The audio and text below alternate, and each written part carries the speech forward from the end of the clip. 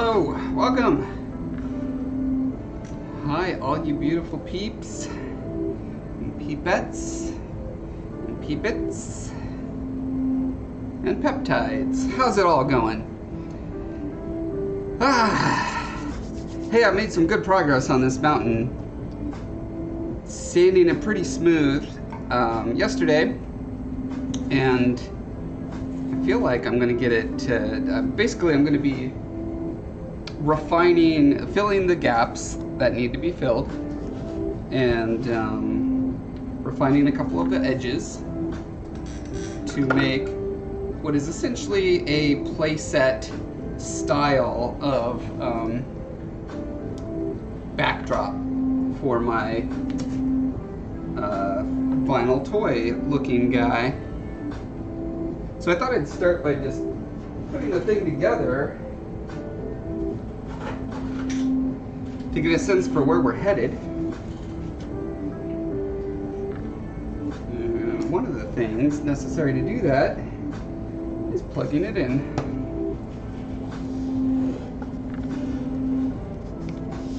M's doing pretty good. How are you doing? How's the E doing into these?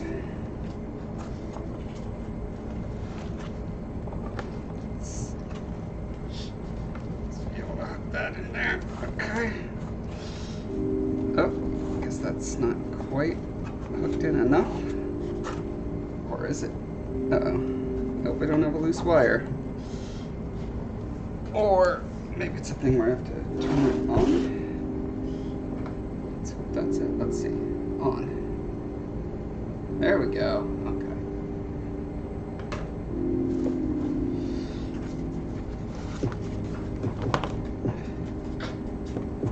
Let's get our little logo in place there.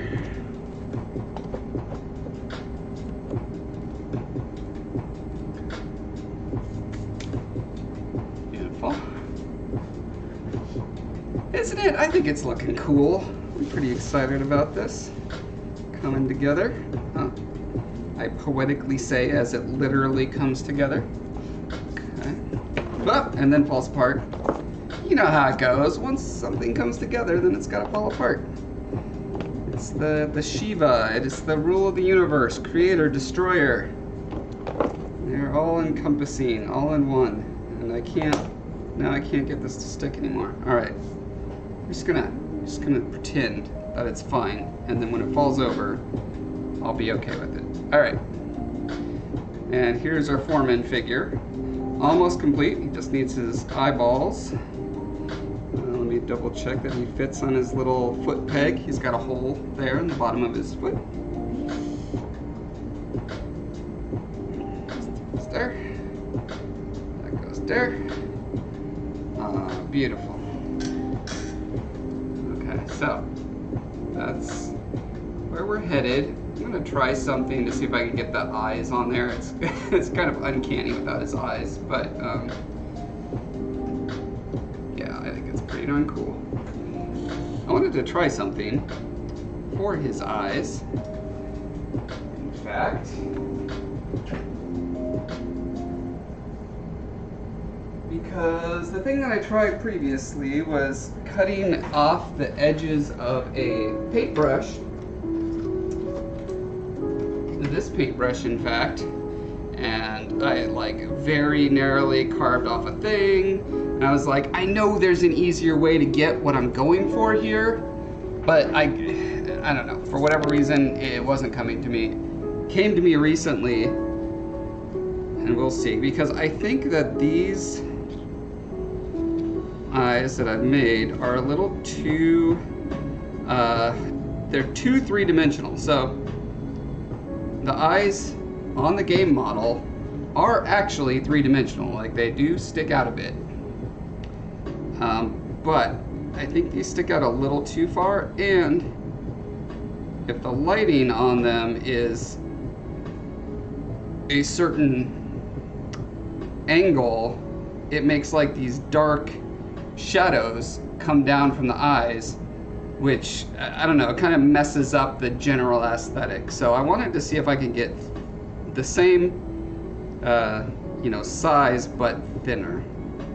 If you You can see here they are about, whoa, they're almost lost. All right, can you see that? How thick is that? That's like the thickness of a bug. They're bug thickness, small bug thickness. And I need them to be closer to cardstock thickness. To that end, I was like, hey, look at these. Look at the size of that circle. That's like very close. I think it's slightly too big, but we're gonna see. And I have this black plastic card that I think is just about the right thickness. It's about, did I say it's half? It's maybe 2/3 as thick as the little eyeballs that I have right now. 2 to 3 millimeters for bug thickness. All right, that sounds fair. Okay, I'm not sure how well this is gonna cut. Let's find out. Okay, the answer is not very well.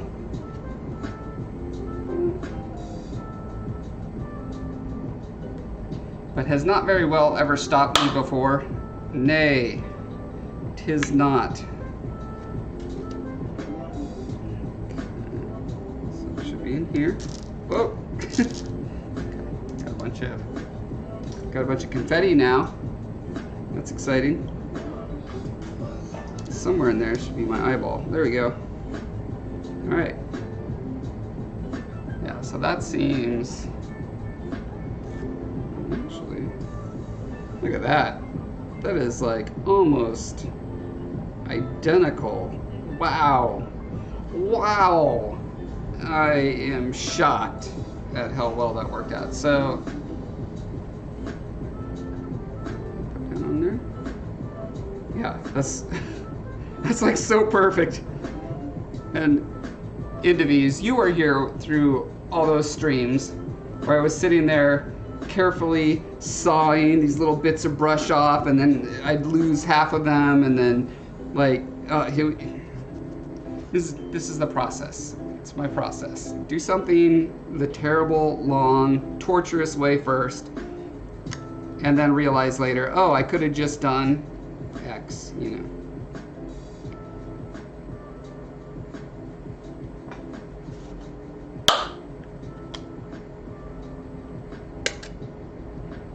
I'm going to do 2 of these because that last one, you know, I started and then I stopped and then I had to refine my place, so it may not be the cleanest border. So I have a feeling these ones will be a little cleaner. I still am probably going to need to sand around the edges a little bit. Maybe not. Might just need a little bit of paint.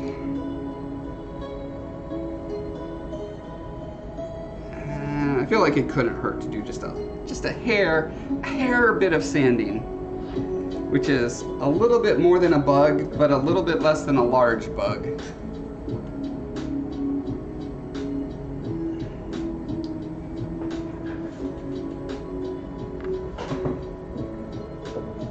And I want to find a pretty fine sander.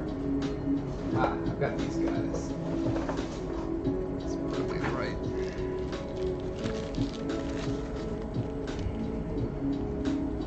And these are like super duper pooper fine. You need to find whatever is the least finest of the fine.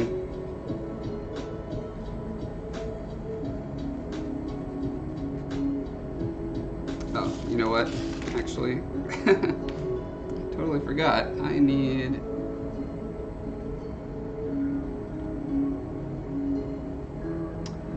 memory card full. I forgot to review the memory card yesterday. Drat.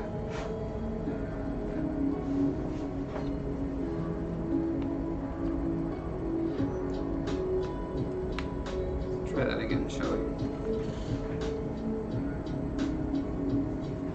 Okay. So my video on this project should be coming out hopefully by the end of the weekend.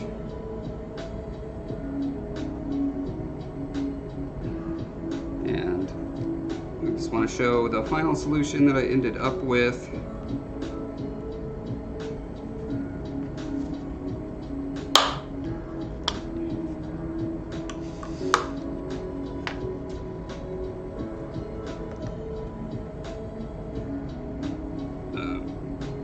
What happened to it? Oh.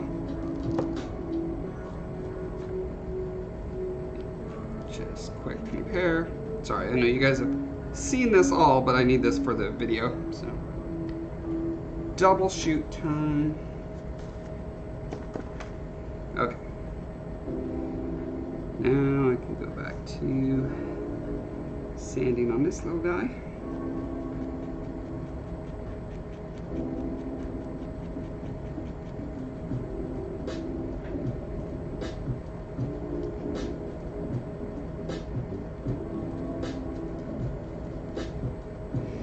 We saved a company internal Christmas radio show today. Oh, wow. Congratulations, you're an IT master. You saved Christmas. The Indivies who saved Christmas. That'll be the name of your biography.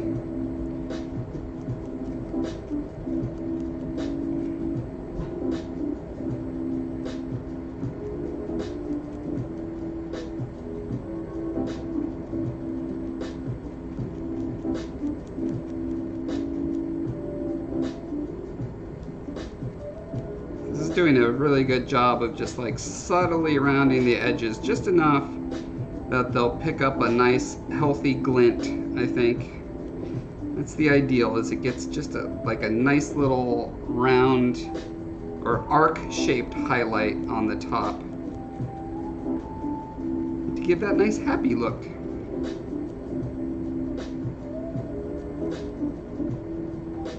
Because the Foreman is usually pretty happy. He's a happy guy.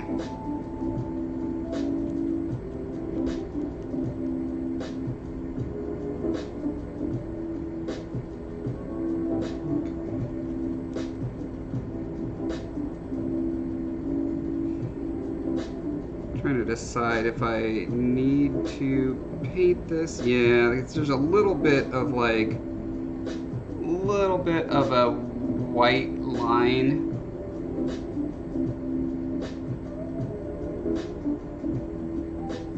It's pretty fine, and it gets hidden by the highlight pretty easily, but at certain angles you can definitely see it, so I'm going to need to paint this, but that's okay, that's okay. We've been doing plenty of painting. We're very practiced at it at this point.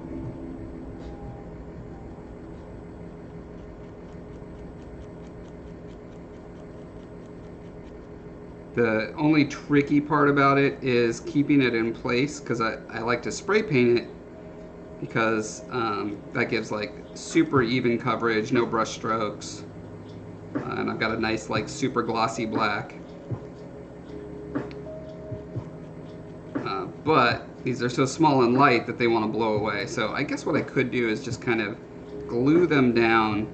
The problem with that is then you get a little bit of glue residue on the back once you peel them up, and that makes them, and then I either have to like sand down the back, which then means I'm like pressing on the nice finished part, which can like introduce fingerprints and other imperfections, or that little bit of residue makes the eye float a little bit off the surface of the face, or makes the eyeball tilt a little bit, so that that's the thing I'm trying to avoid, is having the two different eyes reflect the light differently, so then he's going to look kind of cockeyed, you know. Not that there's anything wrong with being cockeyed, but this particular character is not that. He is a paraplegic, but he is not cockeyed.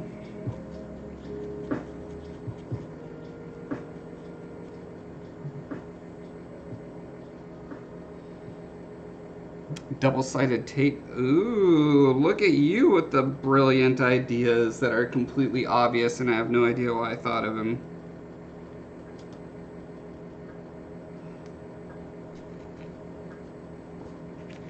What a concept. Okay. Doesn't even need to be double-sided. I can just do this.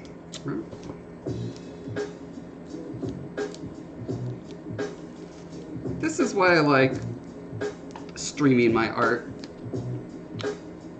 More brains equals better ideas.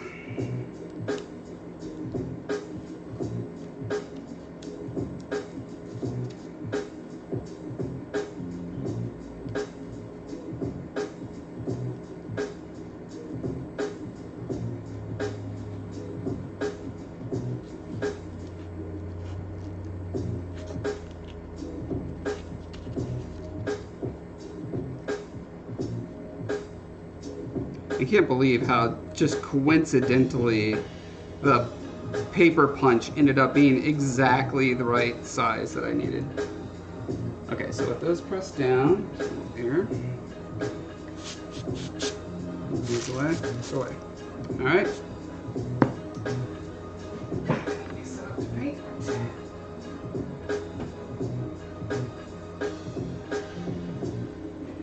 All right, and let's do what I promised, which is make this mountain.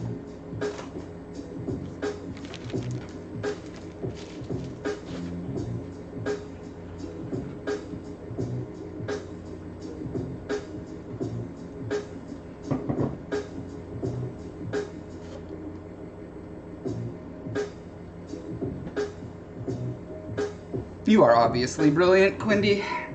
I never doubted it. So let's remove the Foreman for now.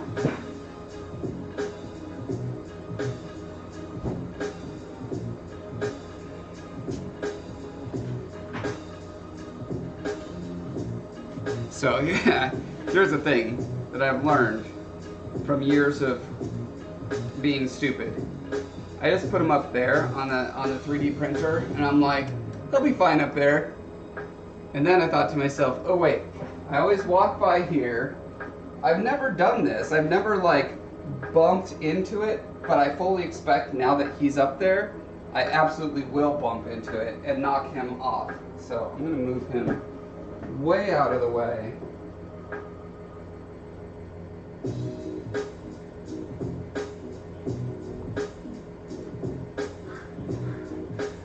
Also, this lens is completely lousy with dust. Not surprising, I was doing a ton of sanding in here yesterday.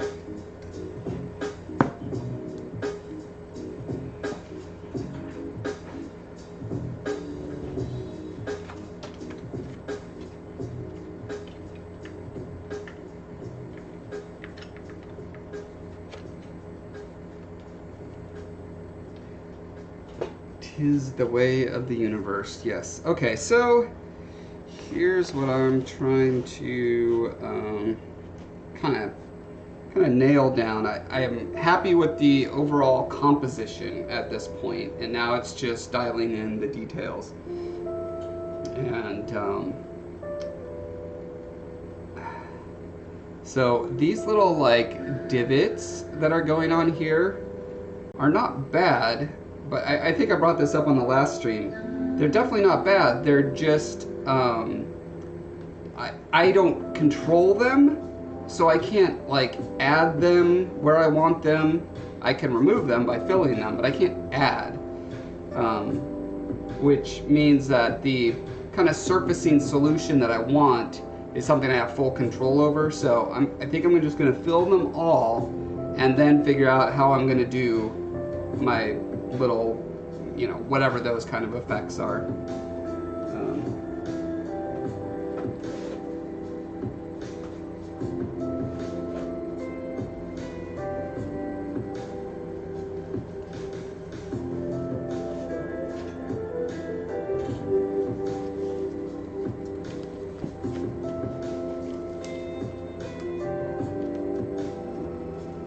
Another problem that has yet to be solved is that I need to put a backing material on here so that the light, when it comes through, is diffused and you're not seeing the individual LEDs, which you can't see because the camera's blowing it out, but trust me, in real life you can see the LEDs. So I would love to like clean up all these seams, like literally sculpt over them right now, but I think if I do that, then alright, kind of thinking out loud to myself here. I want to be able to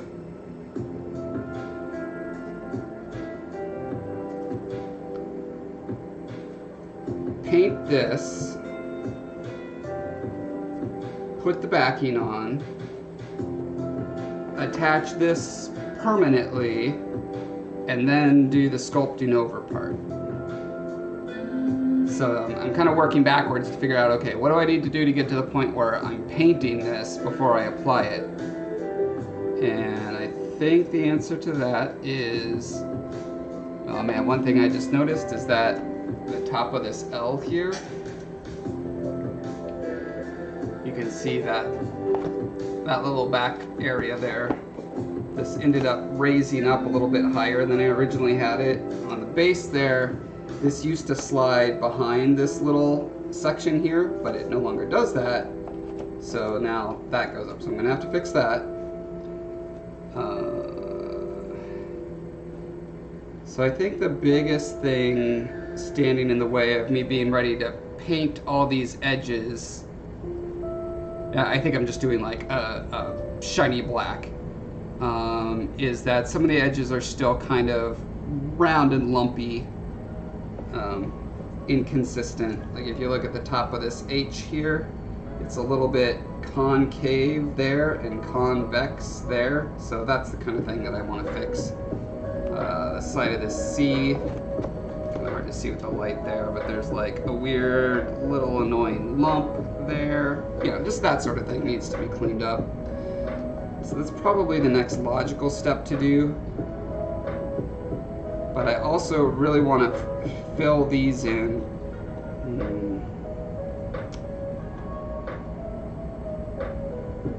But as I'm filling them in, it's going to make sense during that pass to do the full coverage here. Yeah, okay, so letters first. Letters give thanks.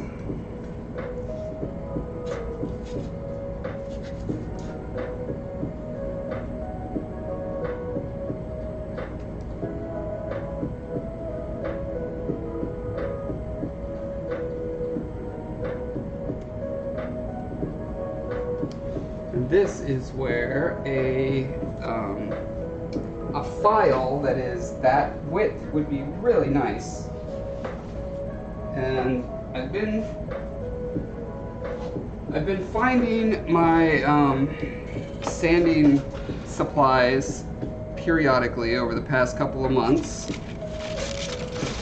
I'm still not ready to fully move into the garage yet, which is why they're kind of all over the place.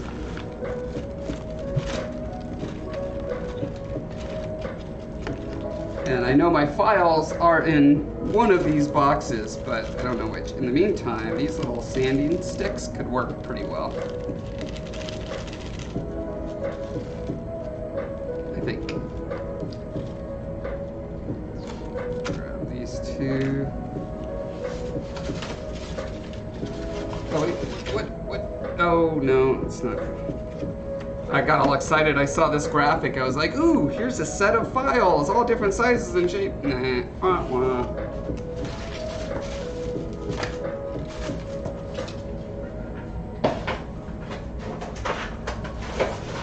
So I also have this box of sanding stuff.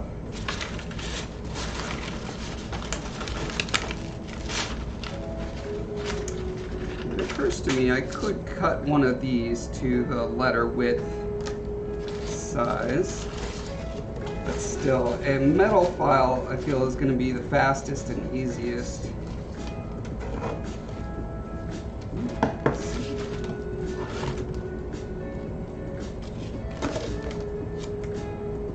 Oh yes, those are awesome.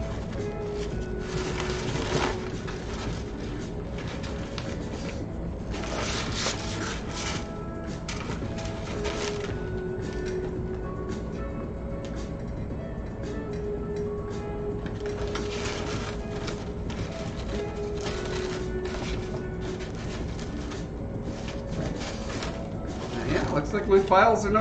I just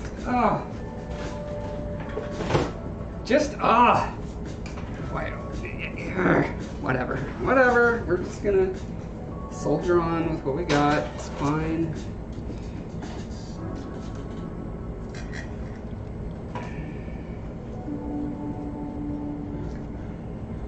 So the width of one of these is right around there.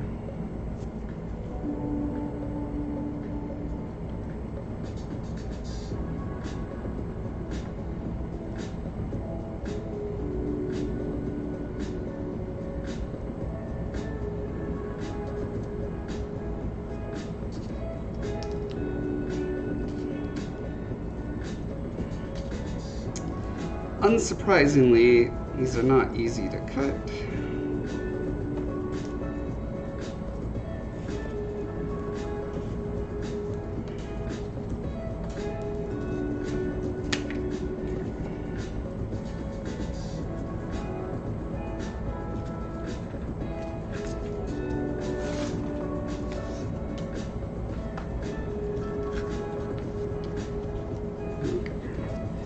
Time to consistify these edges.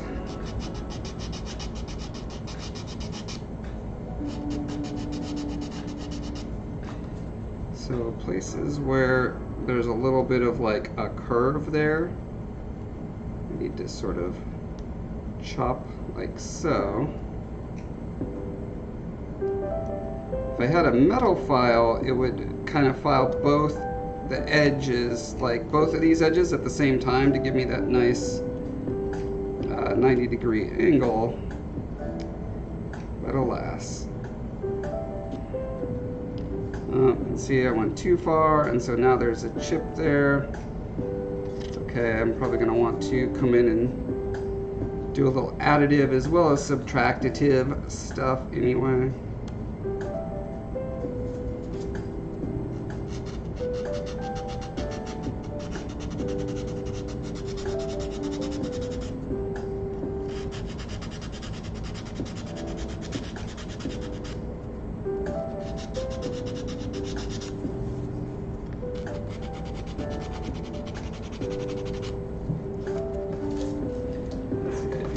One large file in here, which is of course not connected to my file handle, naturally.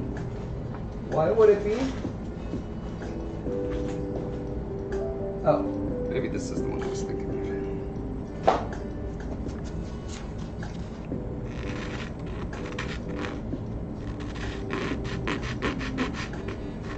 So since this is just a thin coating of a hard substance over XPS foam, it's still pretty flexible. It's not super fragile, but it's fragile enough I need to kind of be careful with it.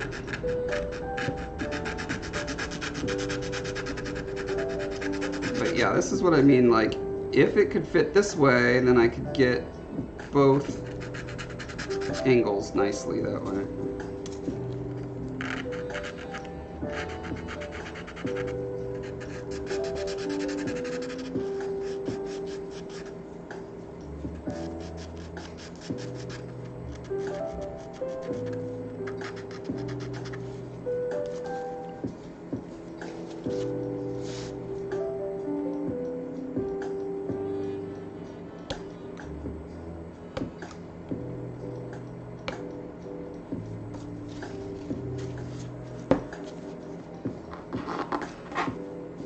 There was some sort of like a little table kind of thing I could put it on. I'm worried that's going to actually kind of bend into. Let's see what happens.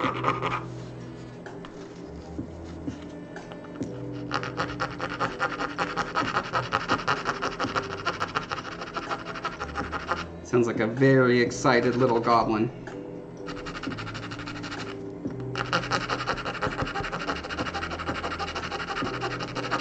You just found your gold stash after a dragon killed you.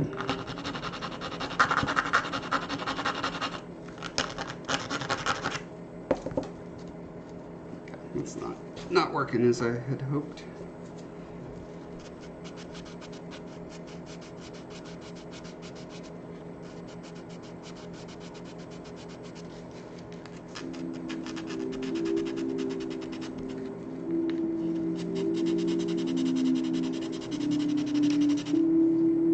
Hi, Dogfather. How you doing?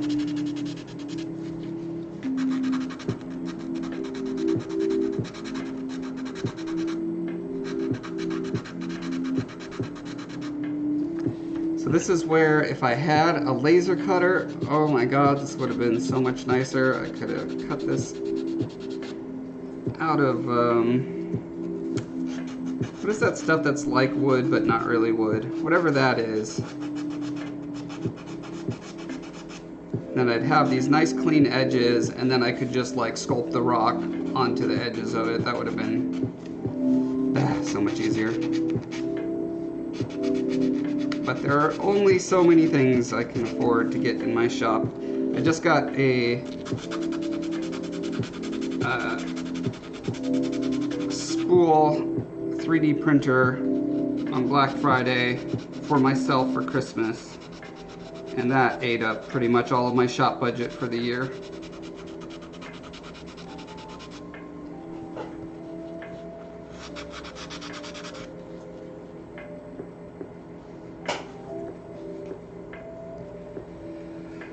No, somehow I just don't have one just laying around. I do have, you know, a really nice big 3D printer, and technically, you know, I could have printed it in pieces on that, or maybe even all in one go, to be honest. But yeah, the setup, and then the expense of the resin, and then the cleanup, and then yeah, I don't know if that actually would have saved me any time.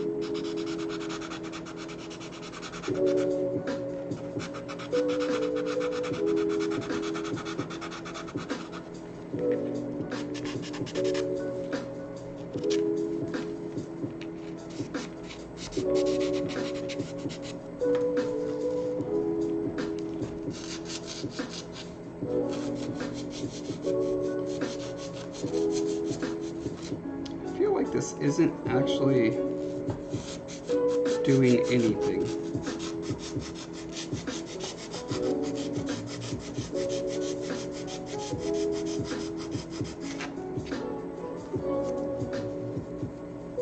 Let's try it on a fresh area. Are you doing anything?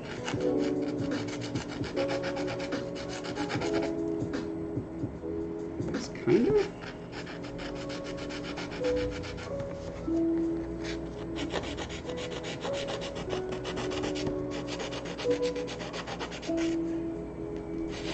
Okay, it is doing something.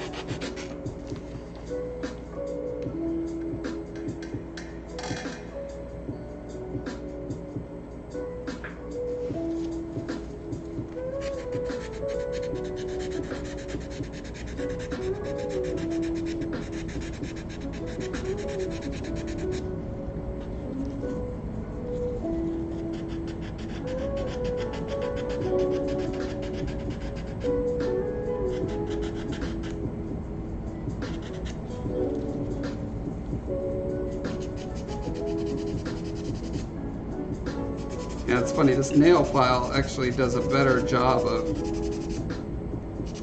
sanding it down quickly and smoothly than that file does.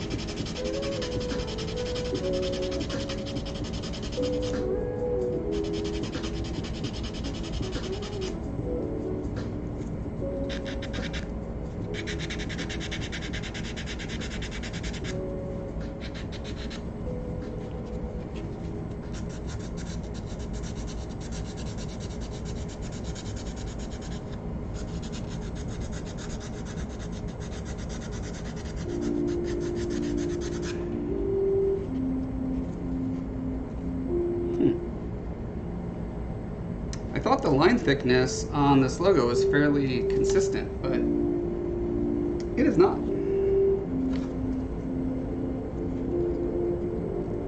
have to taper this a little bit more.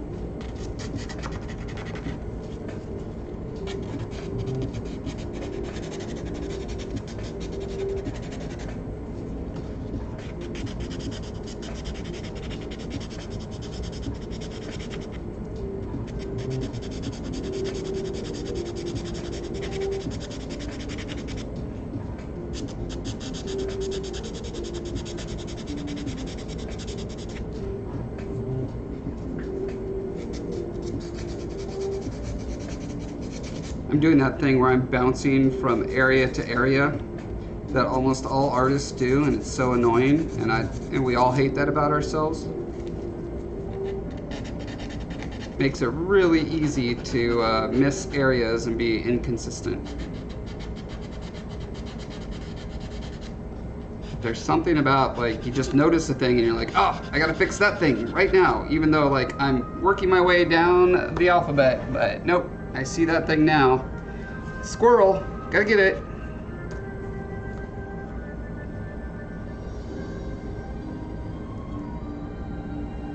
Maybe that's what it's called. Is it called squirreling? I don't know, that's probably an intimate act between consenting adults already, and I don't realize it.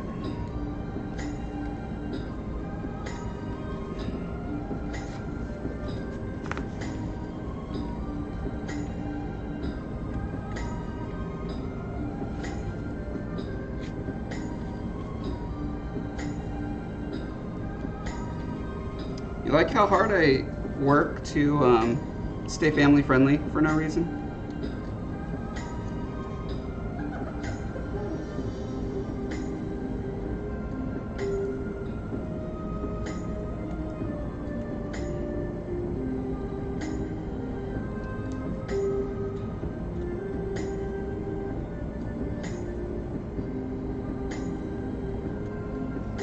I'm just saying, if you want to do squirreling with your partner, go for it. You don't need to credit me. I have no idea what it is, but, you know, you don't need to bring me up in that context. It's fine.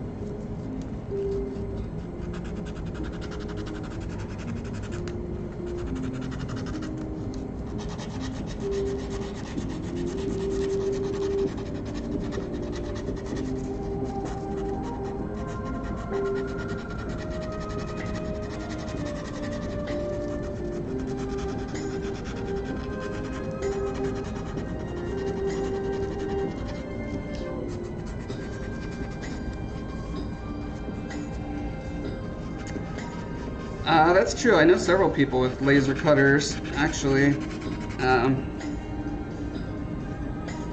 But no one local.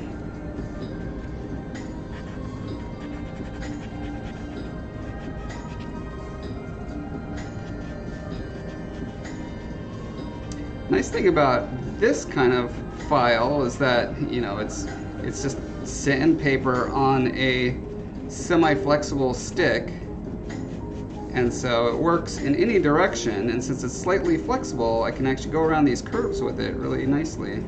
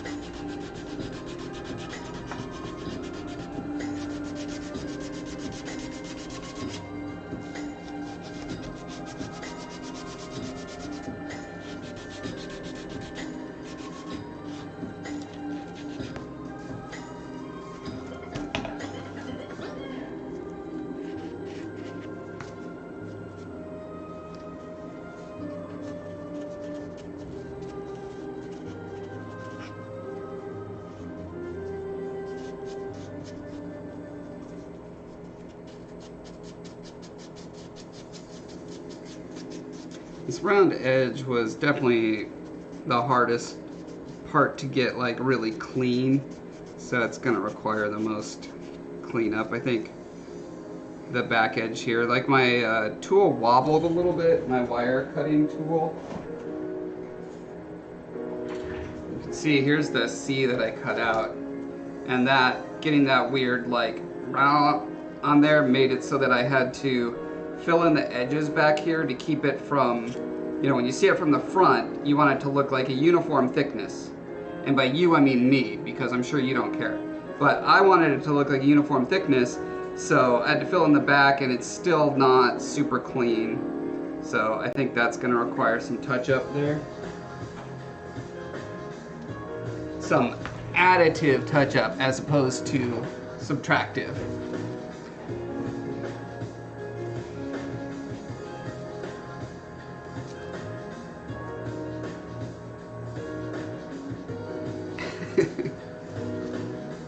Yes, please tell your intimate partner that I have certain requirements of what you guys do together intimately.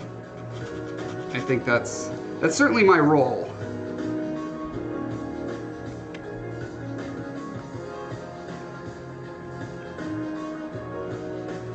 Sounds about right. I think that only happens after you join my cult and come live with me on the compound. So.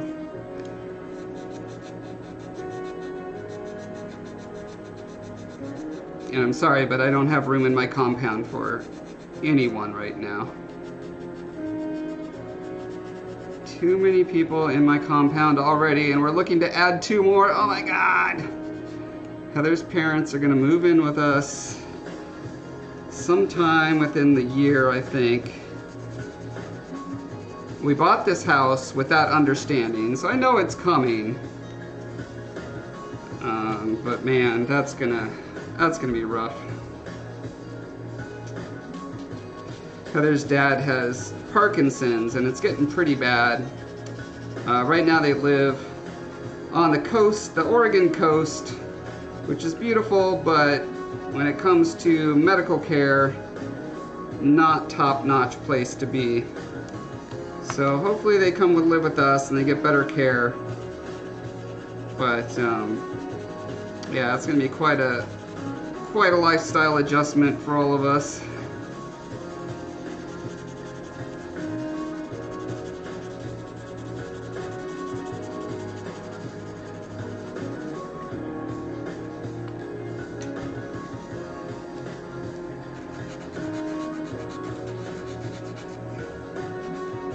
On the plus side, hopefully that means I won't be house poor anymore. Maybe I can afford a laser cutter someday. So they'll be able to kind of share house expenses. They'll be operating more or less like roommates.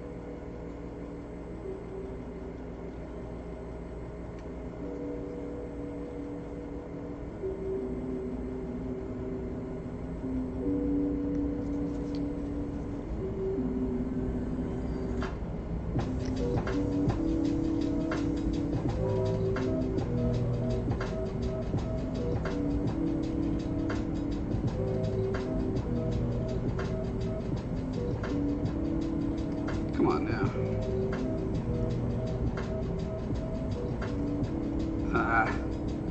Ended up with a unwanted flappy doodle. No! Flappy doodles are my sworn enemy.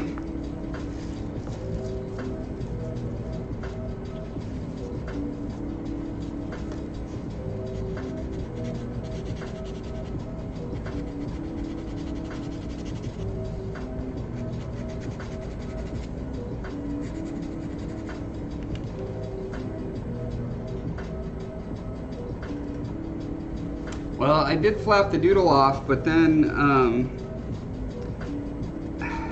now there's like a little chunk missing. The flap was covering.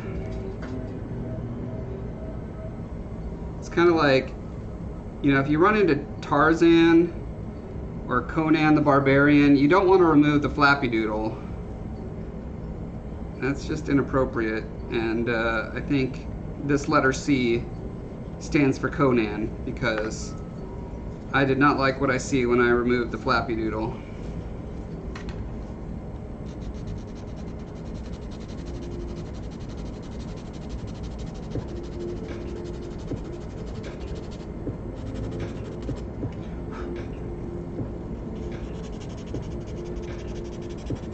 Did not like what I see. We have the drum set in here. Look at that. The drum set, but no one to when I make awesome jokes like that. What a waste. I need to get my son down here.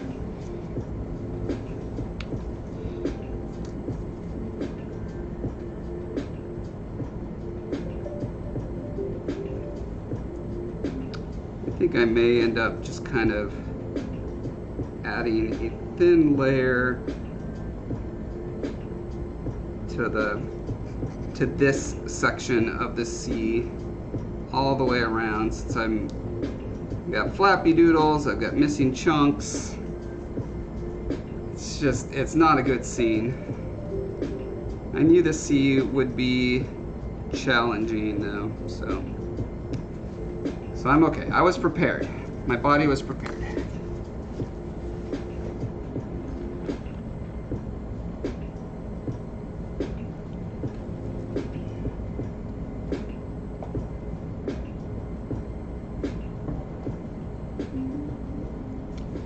Indonesian, your dad jokes are always welcome.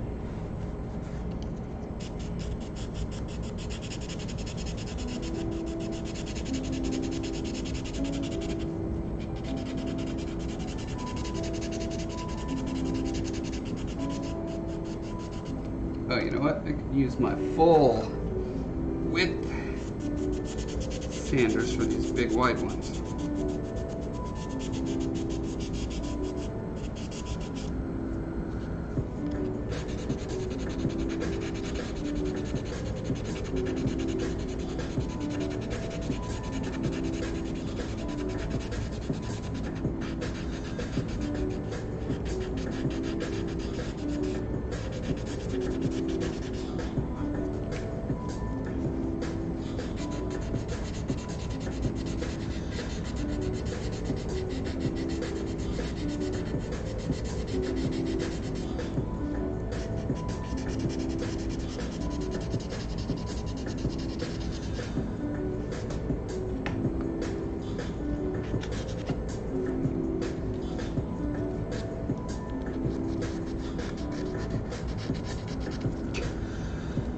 Sanding a floppy noodle and then getting flappy doodles off my floppy noodle.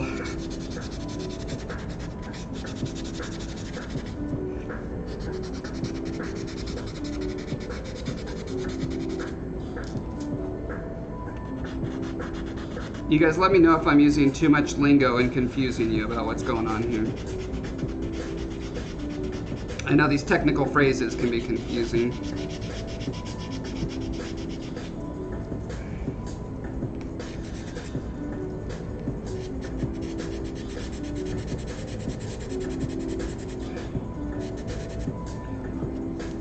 You know what just occurred to me? Actually better than a perfectly flat, like, I was gonna do,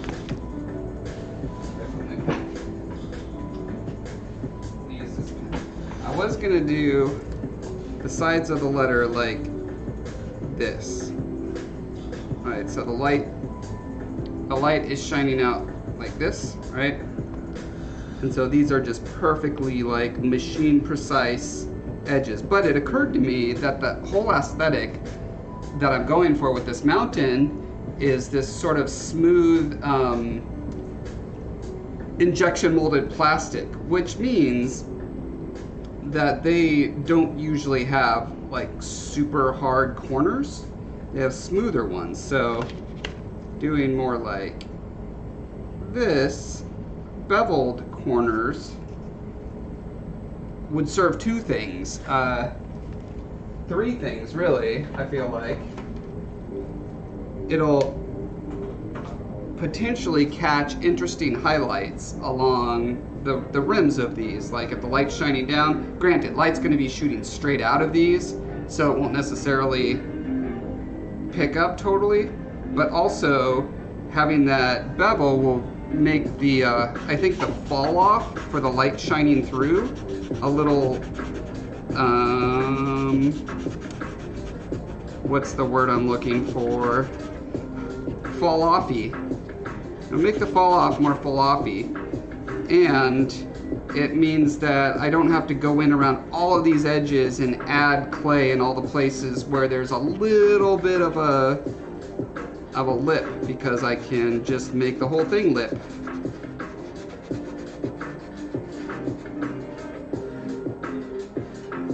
What does a Blanco on a diet call its underwater cake? My sea cow. My sea. Instead of mythical, my sea cow. Wow, that is. Wow. That is an impressive amount of leaps of logic required to get there. I applaud that, because that requires deep knowledge of like three things. One of which is having just watched this stream.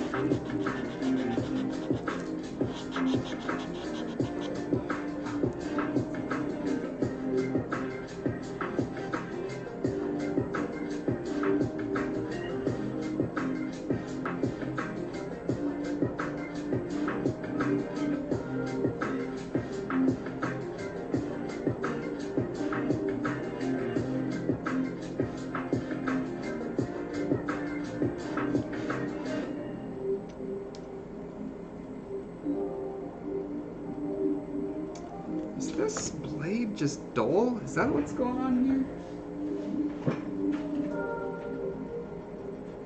I thought I just replaced it last night, but I now have 3 or 4 X-Actos hanging around, so I can't keep track anymore.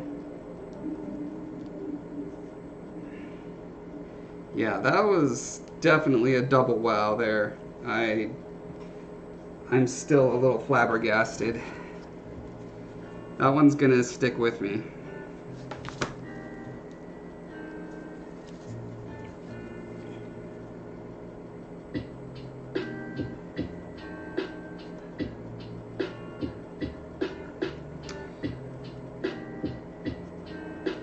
In the words of every kids movie that's come out in the past 20 years, that's gonna leave a mark.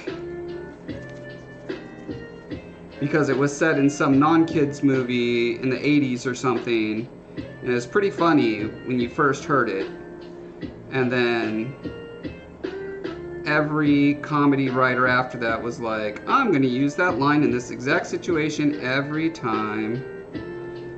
And then it became so hackneyed that it only stuck around in kids media, because kids media doesn't have to be good or original.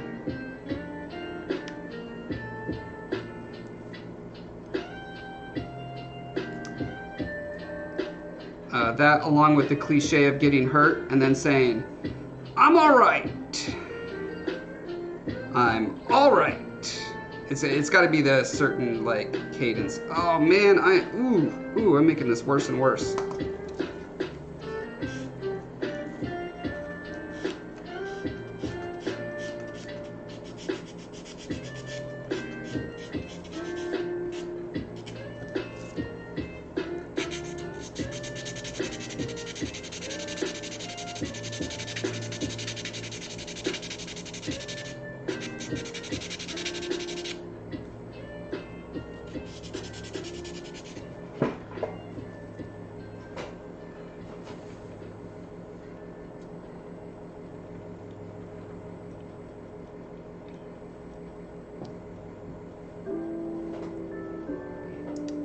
Yeah, I watched a foam carving demonstration once by a artist in Seattle. It was at a gallery, and so he was doing a live demonstration. He does like little like caricature people of like local celebrities out of, I think it must have been XPS foam. I didn't recognize it at the time because this was like decades ago, but I think that's what it was. But the thing I remember specifically was that he had like 5 X-Acto knives, and quick, like he would change the blade every, I don't know, 2 minutes, if not more. That sounds like a, not hamster, guinea pig. Sounds like a guinea pig.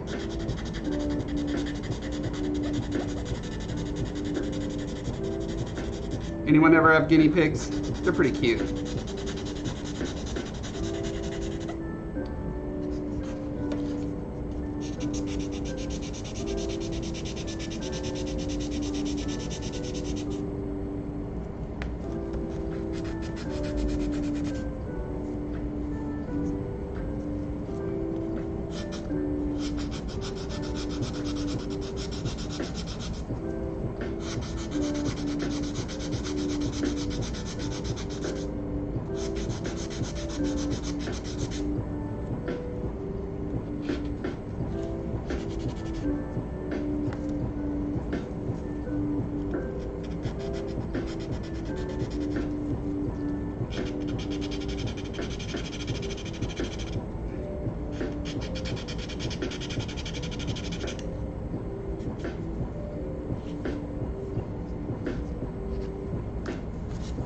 This might be a good place for the metal file.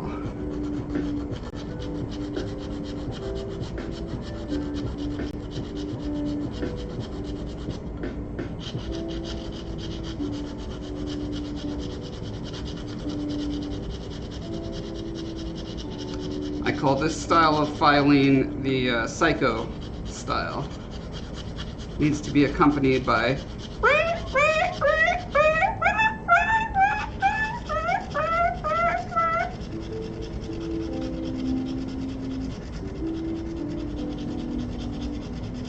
Am I too old? Is that too deep a cut?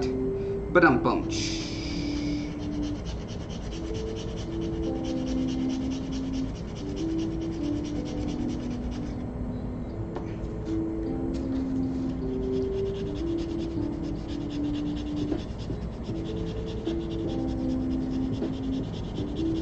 Alrighty then.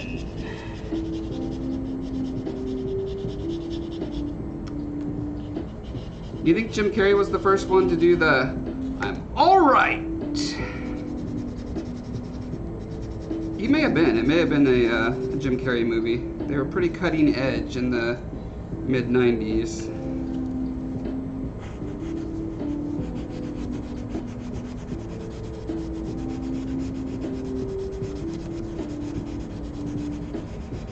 I feel like That's Gonna Leave a Mark is earlier than that, though. Was that in Spaceballs? I don't know if that's where it's originated, but I feel like I remember it from there. Although, honestly, I have a pretty low opinion of Mel Brooks' writing, so it's quite possible that, or rather, I would expect that it didn't originate with that movie. It was probably stolen from somewhere.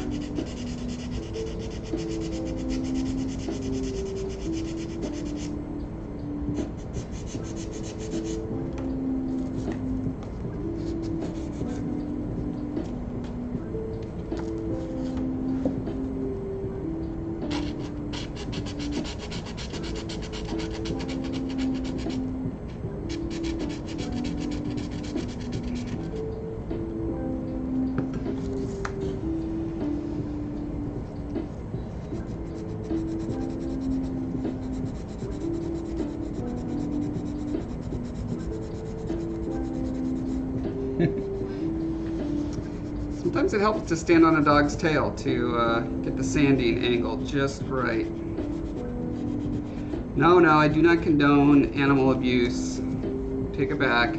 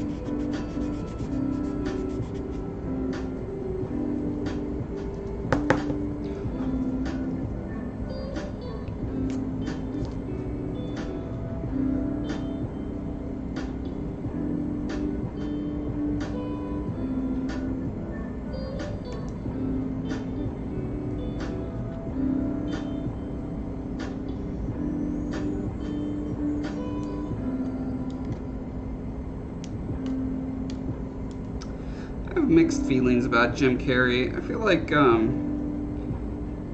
definitely was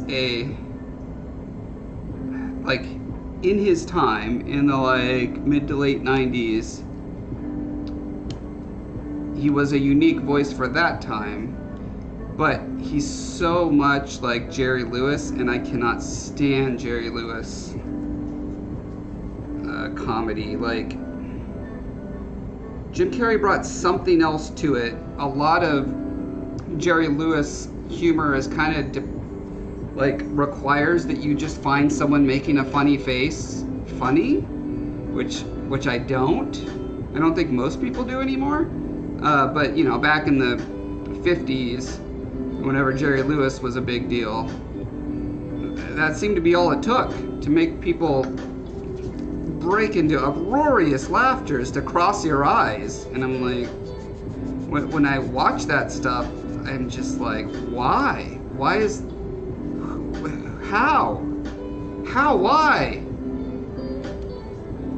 That's what goes through my mind.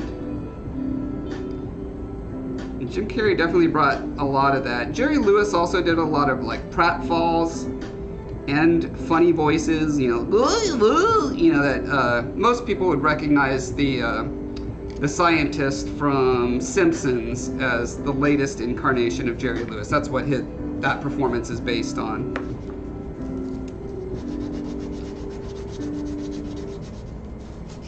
And so Jim Carrey does all of that stuff, but just slightly differently. And his physical comedy is probably a little more, or maybe a lot more cartoonishly exaggerated to the point of absurdity. And maybe that's just the thing. Like, Jerry Lewis brought it to the point where it was absurd for the 50s, and then everyone born after that is used to that level of absurdity and physical humor. So it's just like not that interesting for people born after that time. And then Jim Carrey was like, took the torch and was like, okay, I'm gonna push physical absurdity even further, which means, according to the great cycle of life, a new comedian should be emerging soon that pushes physical absurdity even further.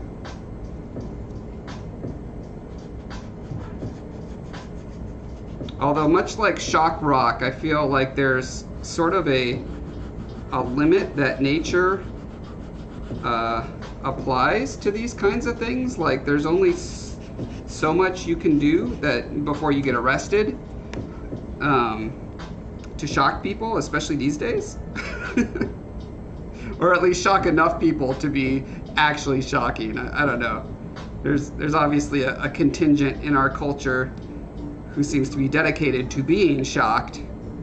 And so maybe as long as that yin and yang always exist, the cycle can continue. And new generations are born who haven't been exposed to the shocking antics of an Alice Cooper or a Marilyn Manson.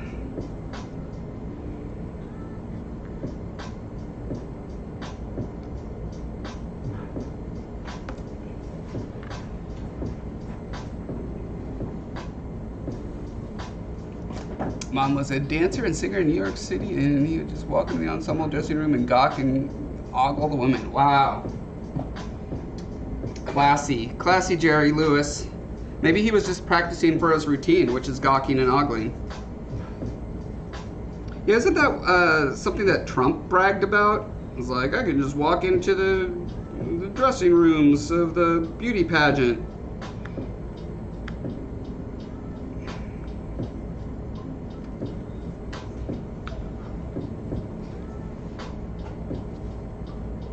Entertainment industry is weird and fascinating in many ways. Oh my gosh, I've been rewatching The Morning Show on Apple TV.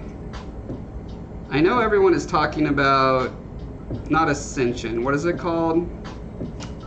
Some show that sounds like the word Ascension.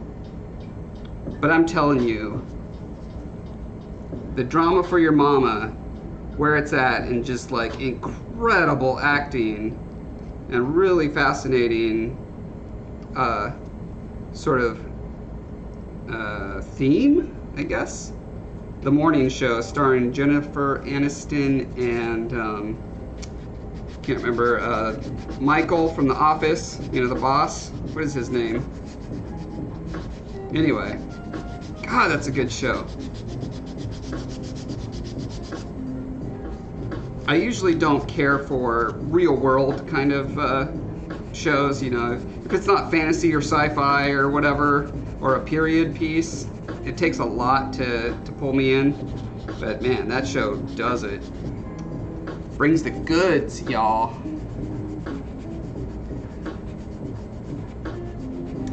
Never understood funny faces and funny voices without a certain matching context. If it doesn't make sense, they're not funny to me. Yeah. Well, okay, to be fair, the context when Jerry Lewis makes the funny faces and funny noises, it's usually that there is a context, and the humor is not just that, oh, he made a funny face. It's that he's in this kind of absurd situation and making a funny face and funny noise, right? And it's still, yeah, it just doesn't hit for me, doesn't land.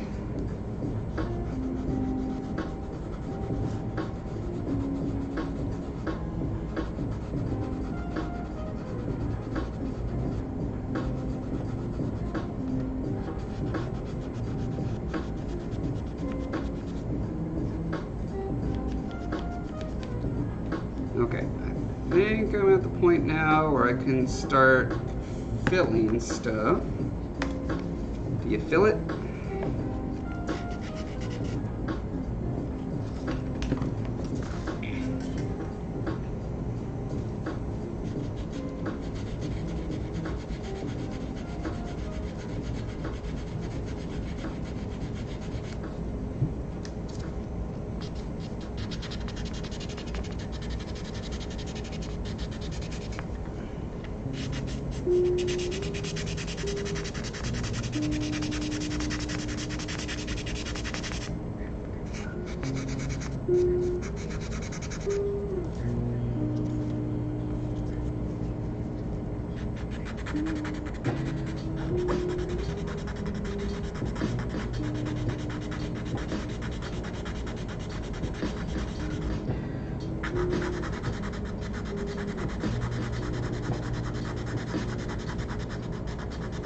By the way, if I wasn't clear, the morning show is not actually a morning show. It's a drama about people who work on a morning show. And the reason I thought of it was because we were talking about creeps in dressing rooms, and like the central conceit is that the star host just got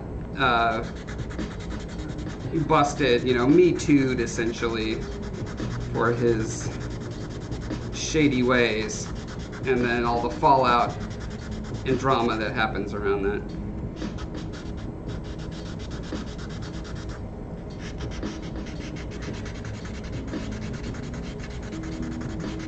But it explores the themes from a lot of different, really fascinating angles.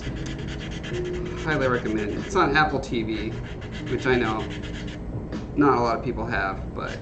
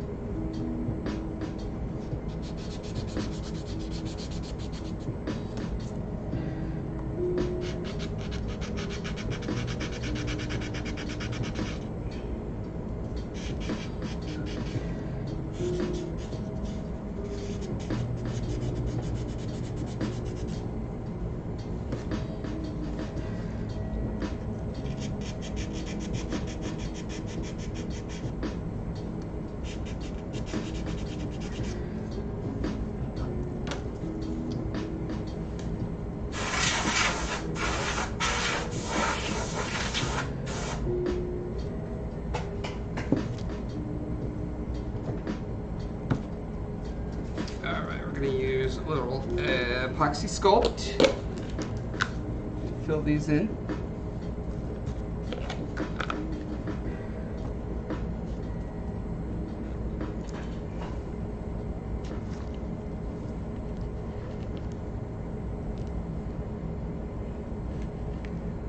Talking about a funny situation with a car horn and then makes a sound that's supposed to be the car horn, then it does surprise me to be fun. You're surprised when someone makes a sound effect illustrating a situation they were in? Are you saying surprised in a good way, like you actually do find that funny?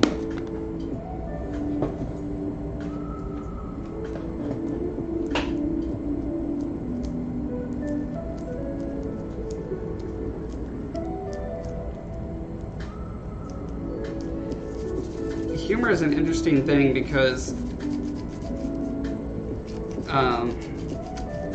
there are many facets of humor, of course, but one of the continuums, I think, is that there are people who need to be surprised to find a thing funny, and then on the opposite end of the spectrum, there are people who need to be reinforced in what they knew was coming to be funny, like it's a comfort funniness. I think dad jokes are kind of comfort funny, at least the ones you've heard before, and more like cutting edge and absurdist humor is based on being surprised because it's just like out of nowhere, so random.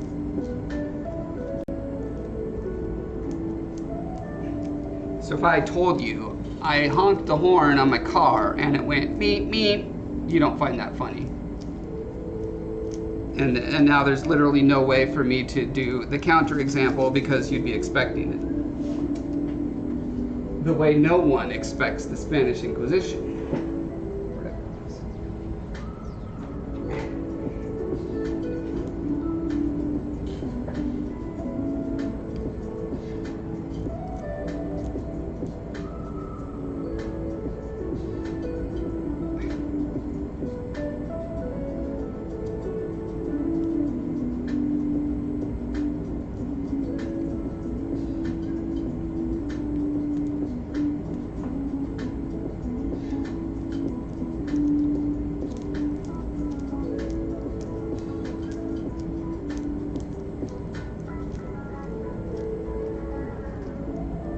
I got a smile out of you at least? Okay.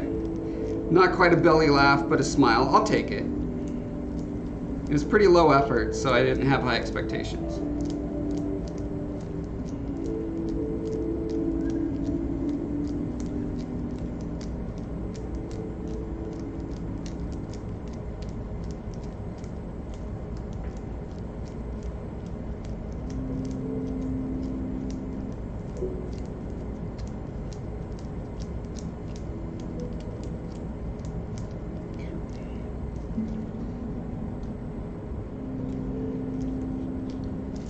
So, I got this. Oh, almost forgot. I need this, and I need a little bit of this.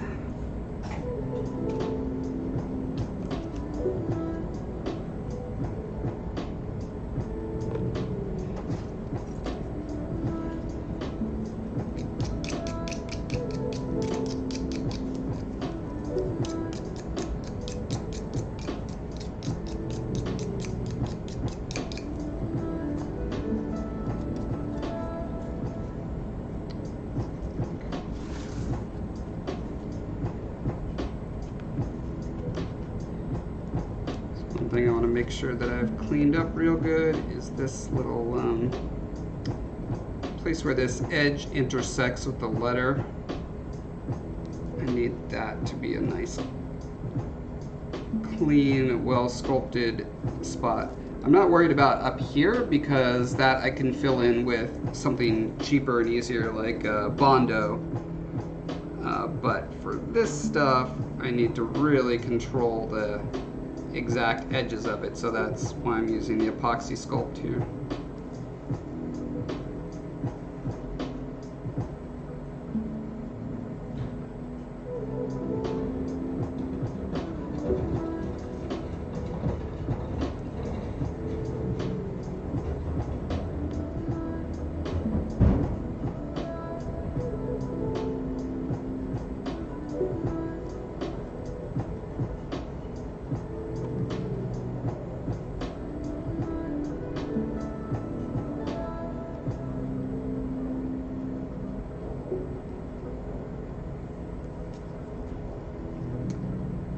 So back here where you can see places where it's kind of wiggly, right? Like there's a little bit of a divot there.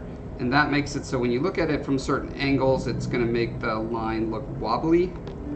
And so that's what I'm trying to isolate and fill in. Not isolate, what's the word? Identify?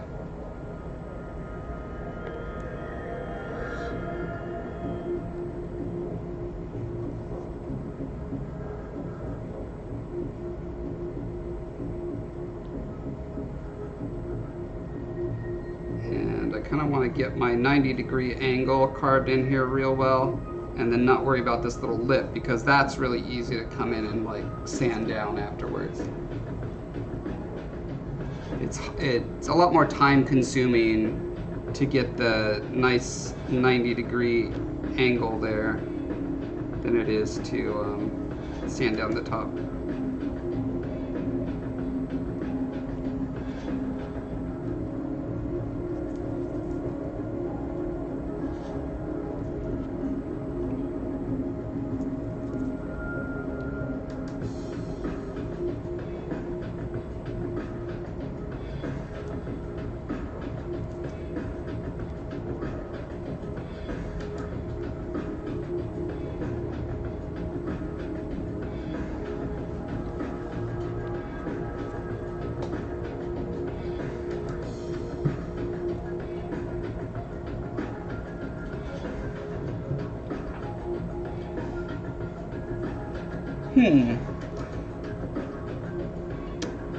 Your hygienist said that you need to make the Roadrunner sound like Beaker from the Muppets, or that a car horn should sound like Beaker from the Muppets, or simply that to do Beaker from the Muppets, it's all lower lip. Let me see if I can. Yeah, I could see that. Focusing on the lower lip seems to help.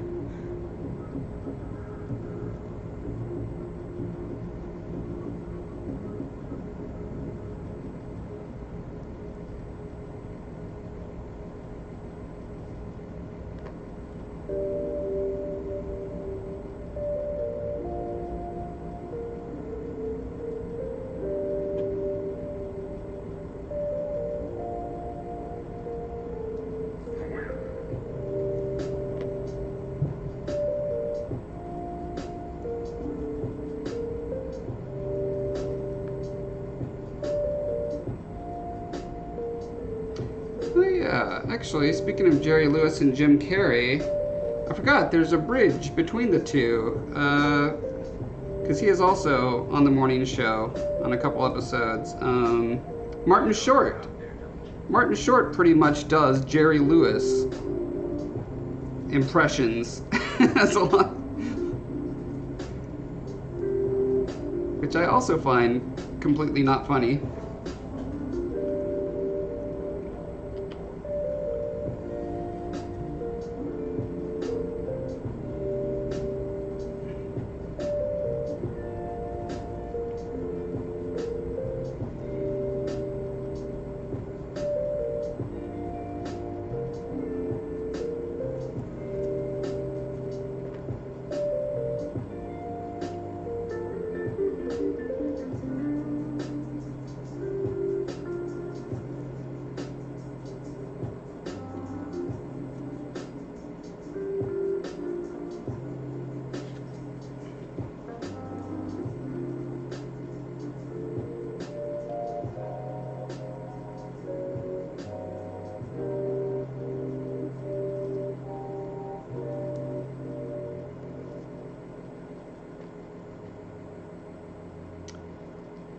again, I'm trying to think ahead here, and I'm going to let it be lumpy in certain areas where it's going to be easy to shave down. Just make sure that from the angle of looking straight down, that it's got perfectly even flat edges.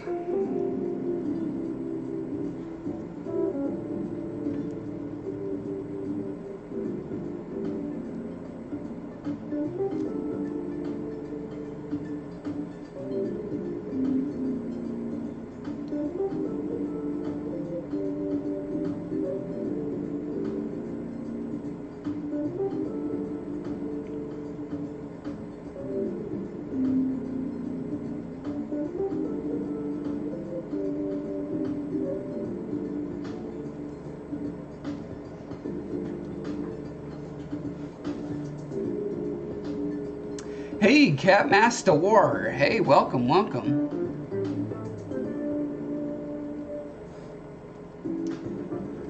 This is what I'm working on. BT Dubs, a magical mythical mountain. It's gonna be like that. It's gonna be nice. Right now, just working on the detail of the letters, trying to get them like machine perfect.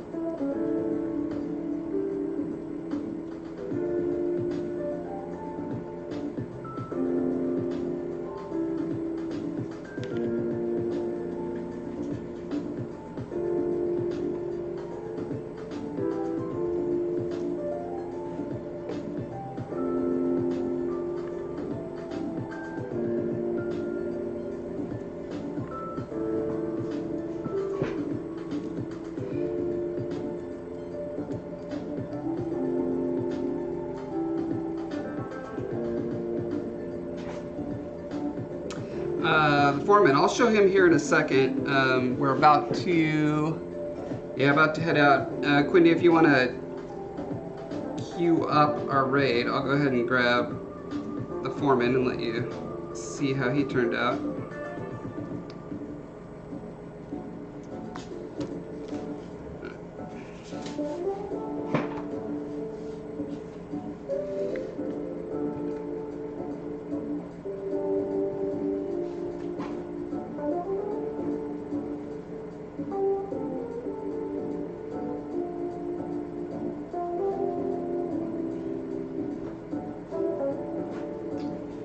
So there he is, almost done.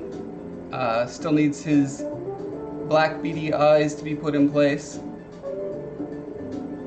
But there he is. That's the large one.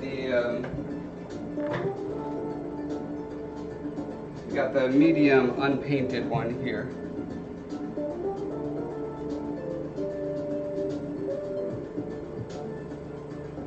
Yeah, so it took a long, long time, but we got there eventually.